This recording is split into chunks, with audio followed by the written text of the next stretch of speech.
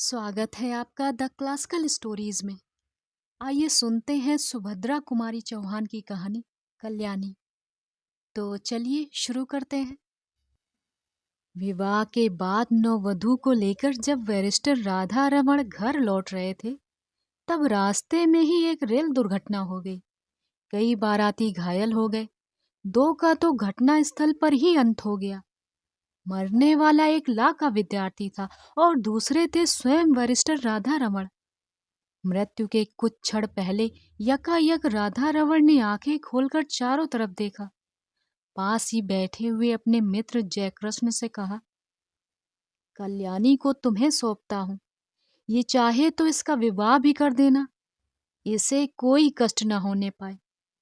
अधिक वो कुछ न बोल सके और उनका प्राणांत हो गया। घायल बारातियों के साथ नववधु कल्याणी को लेकर जयकृष्ण घर आए।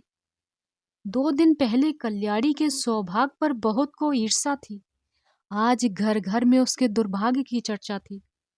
उसका मुंह देखना तो दूर, सौभाग्यवती स्त्रियां उसकी छाया से भी डरती थीं। वो सोचती, ये स्त्री कितनी अभागी है कि इसके परिवार में तो कोई था ही नहीं। विवाह का कंगन छूट न पाया था और वैधव्य में बाय निगल जाने को खड़ा है। वरना क्या उसी दिन उसी ट्रेन में रेल दुर्घटना होनी थी? कुछ भी हो, घर घर बड़ी बूढ़ी स्त्रियों में यही चर्चा थी कि ये अपने सत्यानाशी पैरों से जिस घर जाएगी, उसी घर में कोई दिया जलाने वाला न रह जाएगा।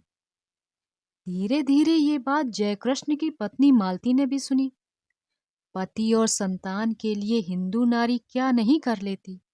उसके कल्याण के लिए अपना तन मन सब कुछ निछावर कर सकती है, वो भी प्रसन्नता से। और जिस बात में उन्हें किंचित मात्र भी आहित की आशंका होती है, वो काम हिंदू नारी कभी नहीं कर सकती। मालती का जी अंदर ही अंदर घबरा उठा। वो क्या करे? उसे तो अभागिन कल्याणी पर भी दया आती। किंतु जिस दिन जयकृष्ण का जरा सिर दुखता था, बच्ची उपमा जरा सी भी अनमनी हो जाती, उस दिन ऐसा जान पड़ता मानो कल्याणी का दुर्भाग्य मुंह खोले उसे निगलने को दौड़ रहा है। पर उपमा को अपनी ये चाची कल्याणी बहुत अच्छी लगती थी। कल्याणी के आने के बाद उपमा उसी के साथ खेलती, उसी के हाथ से नहाती और दूध पीती। रात में सो जाने के बाद ही मालती उसे ले जा सकती थी। वो बालिका जागते में अपनी चाची को छोड़ना ही ना चाहती थी। मालती को ये बात बिल्कुल पसंद न थी। वो नहीं चाहती थी कि उपमा उससे इतनी हिल मिल जाए। दबी जबान में उसने कई बार पति से कहा, कल्याणी को कहीं भेजते क्यों नहीं? किसी की जवान विधवा आज 6-6 महीने से अपने घर में है, लोग क्या कहते होंगे? और जयकृष्ण सदा हंसी में टाल देते, तुम क्यों घबराती हो? कहने वाले मुझे ही कहेंगे। विधवा जवान हो या बूढ़ी, तुम्हें तो कोई कुछ भी न कहेगा। किंतु जिस बात से मालती सबसे अधिक डरती थी, वो बात जयकृष्ण से कभी न कह सकी। वो कैसे कहे कि वो भी इन बूढ़ियों की बात पर विश्वास करती है। उसे रात दिन अपने पति और बच्ची के अमंगल की आशंका बनी रहती है। धीरे धीरे 7 महीने बीत गए और जयकृष्ण कुछ भी निश्चय न कर सके कि वो कल्याणी के लिए क्या करे। एक दिन नगर के किसी प्रतिष्ठित व्यक्ति के मर जाने से ऑफिस बंद हो गया और वो समय से बहुत पहले घर आ गए। नीचे कोई न था। ऊपर उपमा की आवाज आ रही थी। सोचा वो लोग ऊपर ही होंगे। ऊपर गए, सीढ़ियों पर चढ़ते ही देखा कल्याणी नहा धोकर बाल सुखा रही थी। खूब लंबे घने काले केसों के बीच गोरा गोरा मुख बिल्कुल चांद सा लग रहा था। बड़ी बड़ी आंखों में एक विशेष प्रकार का आकर्षण था। ऐसा सौंदर्य तो जयकृष्ण ने कभी न देखा था। अंग प्रत्यंग से यौवन जैसे फूटा पड़ता था। क्षण भर निहारने के लोभ को वो रोक न सके और तभी कल्याणी की नजर जयकृष्ण पर पड़ी। उसने सिर ढक लिया। लज्जा की लाली उसके चेहरे पर दौड़ गई। उसका सौंदर्य दूना हो गया। इधर जयकृष्ण का अधीर मन बेकाबू हो चला। वो अब सीढ़ियों के ऊपर जाकर कुर्सी पर बैठ गए। कल्याणी से बोले, मुझे तुमसे कुछ बात करनी है कल्याणी। कल्याणी नहीं चाहती थी कि जयकृष्ण उससे ऐसे में कोई भी बात करे। जब मालती घर में नहीं है। बात चाहे कुछ भी न हो, पर मालती को संदेह जरूर होगा। ये कल्याणी जानती थी, इसीलिए चुप थी। पर जयकृष्ण फिर बोले।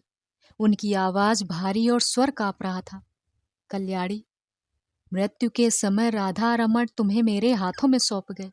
मेरा कर्तव्य तुम्हें सुखी बनाना है, किंतु सुख का मार्ग तुम्हें ही निश्चित करना होगा। कल्याणी ने आंखें उठाकर जयकृष्ण की तरफ देखा, किंतु देख न सकी। उनकी आंखों में उसने कुछ देखा। उसे अच्छी तरह तो ना जान सकी कि क्या था, किंतु उस दृष्टि में कुछ था जिससे कल्याणी सिहर उठी। एक प्रकार की बिजली सी उसके सारे शरीर में दौड़ गई। ये उसका पहला अनुभव था। कल्याणी बोली, आप जो ठीक समझे करें, मैं कुछ नहीं जानती। अच्छा होता कि आप बहन जी के आने पर ही मुझसे बातें करते। वो सुशीला बहन के यहाँ गई हैं। अच्छा, उनके आने पर ही बात करूंगा कल्याणी। कहते हुए जयकृष्ण बाहर चले गए। मालती को ये बात मालूम होगी या स्वयं कल्याणी कह देगी। किंतु अगर आते ही उपमा ने कह दिया कि बाबू चाची के पास ऊपर बैठे थे, तो तुरंत तूफान खड़ा हो जाएगा। इसलिए कल्याणी उसे कहानी कहकर बहलाने लगी। कल्याणी को लेकर कभी घर में तूफान खड़ा हो जाता तो उसका जी चाहता कि धरती फटे और वो समा जाए। वो नहीं चाहती थी कि उनके सुखमय जीवन में विषाद का कारण बने। इसीलिए सबसे छिपी छिपी रहती थी। वो यही चाहती कि किसी को उसके अस्तित्व का पता न लगे। अभाग्नि नारी, जिसे परमात्मा ने सौंदर्य देते समय इतनी उदारता दिखाई थी, उसके भाग में सुख का एक क्षण भी ना लिखा था। सुशीला के यहाँ से मालती को बहुत सी बातें सुनने को मिली। सुशीला की सास ने यहाँ तक कहा, दुल्हन, तुम्हें तो अभी अच्छा लगता होगा, सहेली मिल गई है, पर वो कुलक्षणी है, तुम्हारा घर भी चौपट कर देगी। उस छूत को बाहर करो। मालती निश्चय करके लौटी थी कि आज वो जयकृष्ण से जरूर कहेगी कि अब वो कल्याणी को अपने घर में ना रख सकेगी। बहुत दिन रह चुकी। लौटते ही उसने देखा जयकृष्ण कमरे में लेटे अखबार पढ़ रहे हैं। उसने अंदर आकर घंटी दबा दी। उपमा सो गई थी। कल्याणी नीचे आई। मालती ने उसे चाय तैयार करने को कहा। सोचा चाय पीने के बाद कहूंगी, किंतु रहा ना गया। दफ्तर पहुंची। जयकृष्ण ने अखबार रख दिया। पत्नी का वो बहुत अदब करते थे। मालती पास जाकर बैठ गई और बोली, मैं अभी सुशीला के घर से आई हूं। सब लोग इस बात से बहुत असंतुष्ट हैं कि हम लोग कल्याणी को अपने घर में रखे हुए हैं। वो लोग कहते हैं उसे कहीं और भेज देना चाहिए। जयकृष्ण की भकुटी टेढ़ी हो गई। वो बोले, तो जाकर उसे हाथ पकड़कर निकाल दो ना। उनके स्वर में रूखापन था। उन्होंने करवट बदल दी। मालती चुपचाप चली गई। उसने सोचा, जान पड़ता है कि ये जीवन भर के लिए यहाँ आई है। कल्याणी चाय तैयार करके चाय की मेज पर सजाकर ऊपर चली गई। चाय पीते पीते जयकृष्ण ने पत्नी से कहा, जिसे ईश्वर ने ही कष्ट देने में कोई कसर नहीं छोड़ी, उसे हम और क्या कष्ट दें। मरते समय राधा रमण उसे मेरे हाथों में सौंप गए हैं। कुछ दिन और बीत जाने दो। 1 साल के बाद वो जो चाहेगी वो कर देंगे। पढ़ना चाहती है तो उसे वहां भेज दूंगा। चाहेगी तो उसका पुनर्विवाह भी कर सकते हैं। पर वो मुझे या तुम्हारी बच्ची को खा तो नहीं सकती। बेफिक्र रहो। लोग कहते हैं, बकने दो। दुनिया में हर किसी को प्रसन्न रखने की कोशिश करने वाला किसी को भी प्रसन्न नहीं रख सकता। मालती बोली, मैं ये तो नहीं कहती कि उसे आज ही कहीं भेज दो, पर 15 दिन बाद मुझे माँ के घर जाना पड़ेगा। मेरी भतीजी का ब्याह है। कल्याणी यहाँ अकेली कैसे रहेगी? जयकृष्ण बोले, अकेली क्यों रहेगी? उसे भी साथ ले जाना। मालती ने उत्तर दिया, साथ कैसे ले जाऊंगी? सगुन साइत के दिन लड़की पर इसकी छाया पड़ी तो? लोग तो बड़ी बूढ़ी विधवा की छाया से भी हल्दी चढ़ी लड़की को बचाते हैं। फिर जान न पहचान ऐसी स्त्री को जबरदस्ती उनका मेहमान क्यों बनाऊं? उन्हें अच्छा न लगे तो? जयकृष्ण ने खींचकर कहा, तो फिर कल्याणी यही रहेगी। बुधिया की माँ को दिन भर रहने को कह देना, उसे कुछ और पैसे दे दिए जाएंगे। ना चाहते हुए भी आखिर एक दिन कल्याणी को घर में अकेली छोड़कर मालती को जाना पड़ा। जाते समय बुधिया की माँ को उसने अच्छी तरह समझा दिया कि बाबूजी को खाना वही परोसेगी। कल्याणी से भी कह दिया था वो बाबूजी से जैसे पर्दा करती है वैसे ही करती रहे, और बुधिया की माँ रात दिन यहीं रहे। मालती चली गई। अब जयकृष्ण प्रायः देर से जाते और जल्दी लौट आते। कभी कभी वो दफ्तर जाते ही नहीं। ये बात ध्यान देकर कल्याणी ने देखी। बुधिया की माँ जो चौकीदारी पर नियुक्त थी वो कुछ न समझ सकी। पहले ही दिन खाना परोसने गई जयकृष्ण की एक डांट लगते ही लौटकर बोली, बहू तुम ही परोसो, मुझसे ना बनेगा। बाबूजी बहुत खिसियात हैं। कल्याणी को खाना परोसकर खिलाना ही पड़ा। यही तो जयचंद चाहते थे। खाना खाते खाते जयकृष्ण बोले, कल्याणी तुमने अपने भविष्य के विषय में क्या निश्चय किया है, कुछ कहोगी?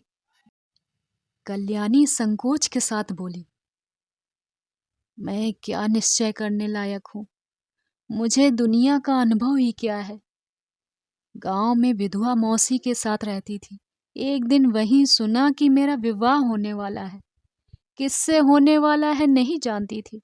फिर आप लोग ब्याह लाए और जो कुछ हुआ वो आपके सामने है। तब से आपके ही आश्रय हूँ। आपको छोड़कर आपके घर के सिवा और कहीं कोई मेरा अपना नहीं है। सुना है विधवा मौसी भी अब इस संसार में नहीं है। फिर मैं क्या निश्चय करूं? आप ही कहिए।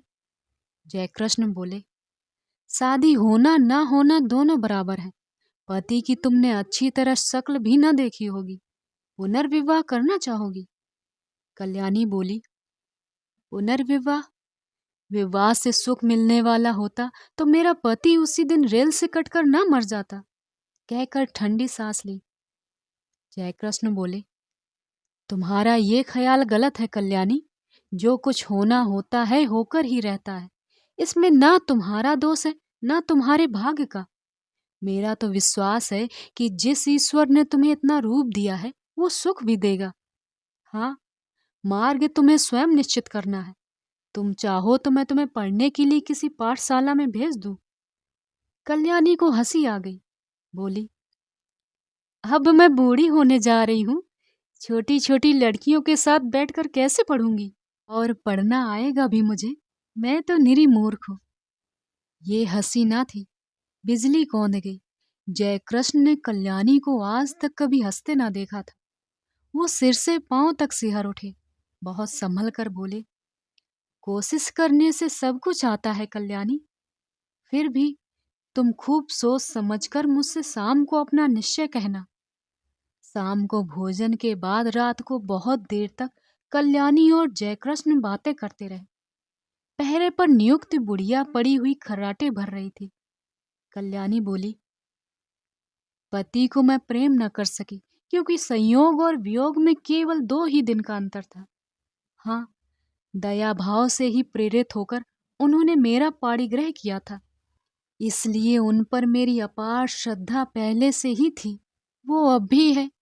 किंतु प्रेम से तो मेरा प्रथम परिचय उसी दिन हुआ जिस दिन आप सीढ़ियों पर चुपचाप खड़े थे। आप विश्वास मानिए, आपको मैं जितने श्रद्धा भाव से देखती हूँ उतना ही आपसे प्रेम भी करने लगी हूँ। फिर भी आपके साथ पुनर्विवाह असंभव है।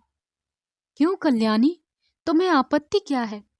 भर्राई हुई आवाज में जयकृष्ण ने पूछा और कल्याणी के हाथ को अपने हाथ में ले लिया। कल्याणी ने तुरंत अपना हाथ छुड़ा लिया और संदिग्ध दृष्टि से जयशंकर की ओर देखा। जयशंकर को अपनी भूल मालूम हो गई। दोनों कानों में हाथ लगाकर बोले, भूल स्वीकार करता हूँ, अब कभी ना होगी। फिर कुछ रुककर कहा, कल्याणी तुम मुझसे कभी न डरना। तुम्हारी इच्छा के विरुद्ध तुम्हें कभी न छूऊंगा। पर ये तो बताओ कि जब तुम पुनर्विवाह करने में राजी हो और तुम मुझसे प्रेम भी करती हो तो तुम्हारा पुनर्विवाह मेरे साथ क्यों असंभव? असंभव इसलिए है कि आप विवाहित हैं, कल्याणी ने निश्चित स्वर में कहा। जयशंकर बोले, पर हिंदू शास्त्र के अनुसार एक पुरुष कई विवाह कर सकता है। फिर तुम वो सौभाग्य मुझे ही क्यों नहीं दान करती जो किसी दूसरे को मिलने वाला है? छी छी, आप क्या समझते हैं कि मैं किसी और से विवाह करूंगी? ये कभी ना होगा। मैंने एक बार जिससे प्रेम किया है, उसी से प्रेम करती हुई मिट जाऊंगी। हिंदू नारी प्रेम करना जानती है, वो प्रेम का प्रतिदान नहीं चाहती। मैंने प्रेम किया है, करती रहूंगी। ये बात दूसरी है कि प्रेम की प्रतिमा तक मेरी पहुंच ना हो सकेगी, और ये तो अपना अपना भाग्य है। कल्याणी, तुम अपना ही अपना देखोगी या मेरा भी कुछ ख्याल करोगी? मैं पागल हो जाऊंगा। तुम्हारे बिना अब तो मुझसे एक पल भी नहीं काटा जाता।